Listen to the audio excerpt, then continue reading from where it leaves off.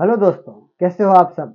मैं सीए कन्हैया मालपानी आप सभी का स्वागत करता हूं हमारे यूट्यूब चैनल सीए टॉक पे। तो आज की वीडियो में जो हम बात करने वाले हैं वो उन लोगों के लिए जो आईपीओ के रिलेटेड बहुत ही ज़्यादा इंटरेस्टेड रहते हैं। उनको ये है कि यार आईपीओ में हमें इन्वेस्ट करना ही है, बिकॉज सब लोगों का ये होता है कि आईपीओ एक रिस्क फ्री इन्वेस्टमेंट है। खुल गया तो लॉटरी है, मतलब कुछ तो पैसा कमा के ही जाएंगे। तो वो सभी लोग आज ध्यान से सुनिएगा इस वीडियो को कि आईपीओ में इन्वेस्ट करना चाहिए कि नहीं करना चाहिए, किसका रिलेटेड आईपीओ है। आज की आईपीओ में बात करने वाले हैं अपकमिंग आईपीओ जो आने वाला है, हॉरिजन इंडस्ट्रियल पार्क लिमिटेड का जो आईपीओ है। इस आईपीओ के बारे में हम बात करेंगे कि आईपीओ ओपन कब होगा, कब क्लोज होगा, वो सब के बारे में। ठीक है, सबसे पहले तो ये बात करते हैं कि ये कंपनी का आईपीओ है वो 17 अगस्त को ओपन होने वाला है और लास्ट डेट है जो अप्लाई करने की वो है 19 तारीख, 19th of the August last date है। 5 बजे से पहले पहले आप अपना यूपीआई मैंडेट कंप्लीट कर लीजिएगा, अदरवाइज क्या होगा, आप आईपीओ से मिस कर सकते हो। इन्वेस्टमेंट जो आपने किया है उसका अलॉटमेंट आने का चांसेस जीरो हो जाएगा। अब बात करते हैं कि आईपीओ का अलॉटमेंट कब चेक करना है। ये आईपीओ आपको 21 अगस्त तक अलॉट हो गया, आप अलॉटमेंट के लिए 21 तारीख तक चेक कर सकते हैं। अब बात आती है कि आईपीओ लग गया है तो सेल कब करना है। सेल करने के लिए आपको 24 अगस्त का वेट करना है, उसी दिन से ट्रेडिंग चालू होगी। ट्रेडिंग 10 बजे चालू होती है आईपीओ के, आपको पता ही होगा इसके बारे में। तो अब हम बात करते हैं कि ये आईपीओ कितने रुपए का आने वाला है। ये आईपीओ 2600 करोड़ रुपए का आने वाला है। ये जो आईपीओ आएगा, इस आईपीओ का जो पैसा है उसको कंपनी कहाँ यूज करने वाली है। जी दोस्तों, हॉरिजन इंडस्ट्रियल लिमिटेड कंपनी इस पैसों को 2250 करोड़ रुपए का उसके बोरोइंग से उसमें यूज करेगी रिपे करने के लिए, और बाकी का बचा 350 करोड़ रुपया ये पैसा है वो कंपनी यूज करेगी कॉर्पोरेट प्रस्पेक्टस को यूज करेगी उसके लिए। लाइक कॉर्पोरेट के लिए काफी सारे खर्चे वगैरह होते हैं, उनके जो कॉर्पोरेट के लिए जो यूज होगा उसमें। अब हम बात करते हैं कि कंपनी क्या करती है, कंपनी का बिजनेस में इन्वेस्ट करना चाहिए, उसके पॉजिटिव पॉइंट क्या है, नेगेटिव पॉइंट क्या है, तो वो सबके। तो दोस्तों, अब हम बात करने वाले हैं कंपनी करती क्या है।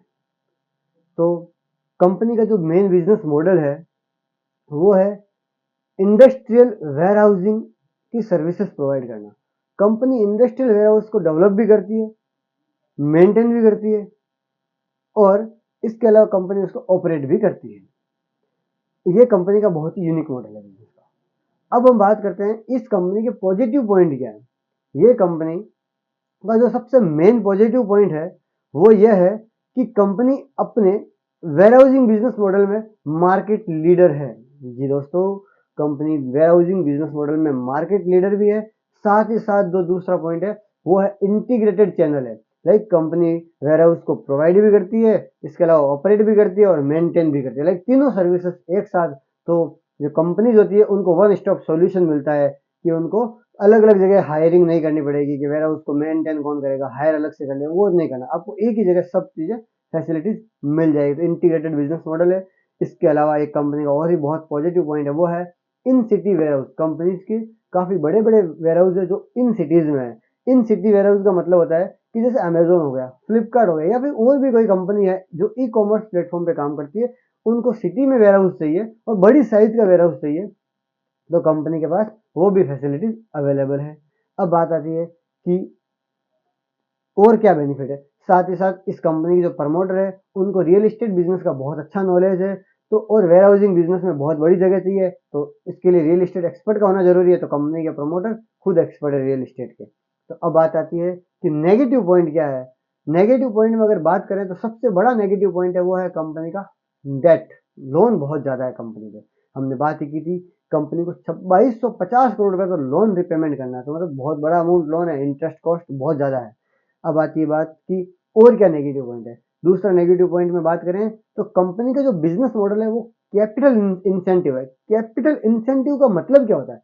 इसका मतलब होता है कि कंपनी को वेयर हाउस बनाने के लिए बहुत ज्यादा कॉस्ट लगती है। अगर मान लीजिए किसी वेयर हाउस को बनाने में 5 साल की जगह 7 साल लग गए तो 2 साल तक की ओवर कॉस्ट कॉस्ट ओवररन होगी, तो इससे कंपनी का प्रॉफिटेबिलिटी इंपेक्ट करेगी।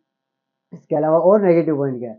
इसके अलावा जो मेजर जो नेगेटिव पॉइंट है वो ये है कि जहां कंपनी वेयर हाउस डेवलप करती है वहां पर कंपनी को बहुत सारे रूल्स एंड रेगुलेशंस होते हैं, जैसे कि प्रॉपर्टी लॉ के रिलेटेड हो गया, लेबर लॉ के रिलेटेड हो गया, और भी काफ़ी सारे कंप्लाइंस है, जैसे वो सब कंपनी को फुलफिल करना होता है। अगर कोई भी कंप्लाइंस ब्रेक हो गई या फिर किसी प्रॉपर्टी की टाइटल डीड क्लियर नहीं है तो कंपनी का काम वहाँ रुक भी सकता है, और एक बार काम रुक गया कोई वेयर हाउस डेवलप होने का तो कंपनी का पूरा बिजनेस मॉडल ठप हो सकता है। तो ये बहुत ही बड़ा नेगेटिव पॉइंट है। इसके अलावा अगर हम बात करें जो सबसे मेन पॉजिटिव पॉइंट क्या है, सबसे बड़ा जो पॉजिटिव पॉइंट है कंपनी का वो यही है, जिस वजह से हमें आईपीओ में इन्वेस्ट करना चाहिए, वो मुझे ये लगता है कि कंपनी इंडस्ट्रियल वेयरहाउस को डेवलप करना, मेंटेन करना, ऑपरेट करना, लाइक इंटीग्रेटेड फैसिलिटी प्रोवाइड करती है।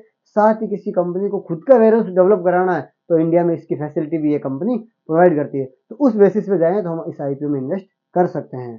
थैंक यू दोस्तों, वीडियो को लाइक, शेयर एंड कमेंट करें, चैनल को सब्सक्राइब करें, और नेक्स्ट अपकमिंग आईपीओ के बारे में आप कौन सा वीडियो पसंद करना चाहते हो देखना, तो वो हमें कमेंट करके जरूर बताइए।